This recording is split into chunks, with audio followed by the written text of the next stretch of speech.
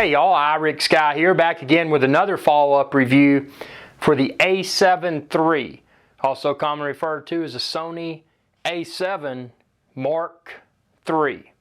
Now I'm doing this video, and this is my opinions of the a7iii after 5 weeks of using. If you haven't watched my previous review videos of the Sony a7iii, check them out. But real quickly, I did use the Sony a7 II for several years, and I enjoyed that camera, but even though it was great, it had its pitfalls. After using the a7iii for 5 weeks, I've been super stoked. The autofocus performance, this video is in autofocus. I'm using an f2 aperture and a 25mm lens. Check the link within this video's description. You can find the lens, the lavalier microphone that I'm using, the recorder, and all of this good stuff to make this Sony a7iii even better. But the a7iii, without a doubt, is my favorite camera. Now again, it is 24 megapixel instead of 42 megapixel like you get with the more expensive a7R III or the previous generation a7R II. But for my purposes for video, this thing is rock solid, and I think the quality speaks for itself. If you're looking for a 4K interchangeable lens camera that you primarily plan to use for video, which is that's my use case. I do still photos, but I do primarily video in 4K. This thing is rock solid. I put it on the tripod. I let the camera do its thing. I don't have to worry about having my film crew. The camera can do its thing in autofocus. And with my previous a7R II, using autofocus would have created wonky results.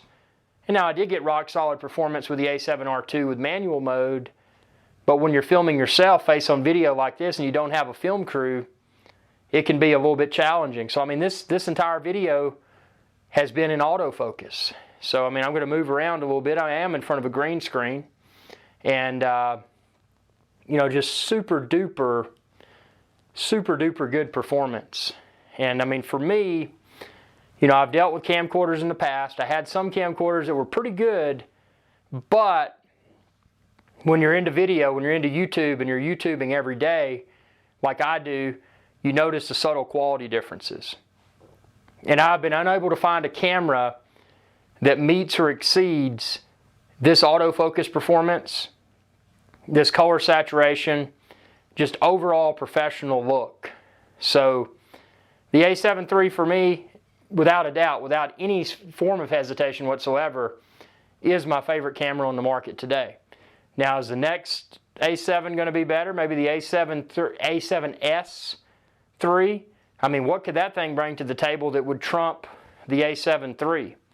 Again, time will tell. But this thing has been rock solid, and I can go on and ramble on and on, but the battery life's great. If I'm doing studio work like I am now in front of the green screen, pop a battery in, I get a ton of battery life for filming 4K video. And that's something that was unheard of with the previous generation a7R II. I was constantly changing batteries. The battery in this thing is awesome. I've only got 2 batteries. And for an entire day in the field, for my purposes, 2 batteries is more than enough. And that's incredible. Again, the EVF, people say, man, it's not as good as the a7R III. Well, I've looked through the EVF, and if people hadn't have told me, I probably wouldn't have noticed the difference. But since people did say that, I do notice a subtle difference. Also, they say, man, the LCD screen's not as good as the a7R III. Well, I use manual focus on this camera in rare occasions if I'm trying to focus upon a small section of an object. I'll use manual focus in that scenario.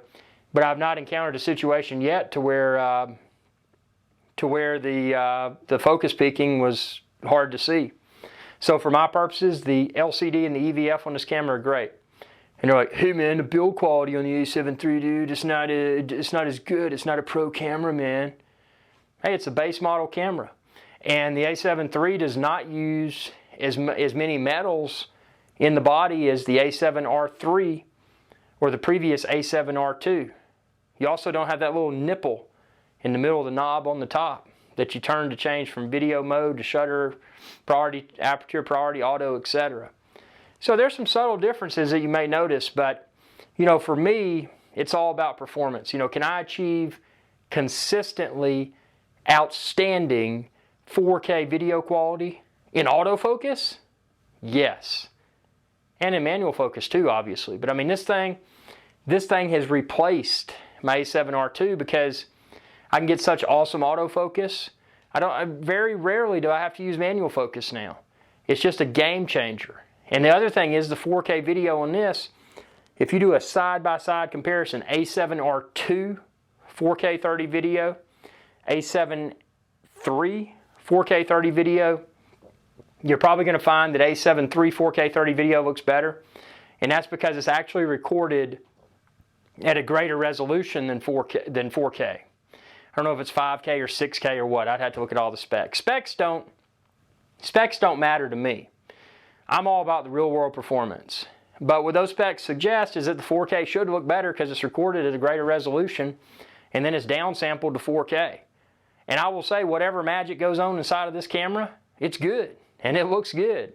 So tell me what you think. Again, 5 weeks follow-up review for my a7 III. Stay tuned for a 6 weeks a7 III follow-up review and a whole lot more. But I just want to keep everyone abreast of what's going on here, and tell me what you think. What have you encountered? Do you have an a7 III? What have you encountered with the camera? Did you not pick up the a7 III? Why not? What made you hesitate? And again, check the link within this video's description. You can find the camera body, the external microphone, but right now I'm using this lavalier microphone in this recorder. But you can find all of this. Check the link within this video's description. And be sure to subscribe, youtube.com/iRichsGuy. Thanks for watching, and y'all have a good day. Hey y'all, iRichsGuy here. If you enjoyed this video, please be sure to subscribe, like, and share. It's viewers like you that enable my channel to continue to grow. Thank you.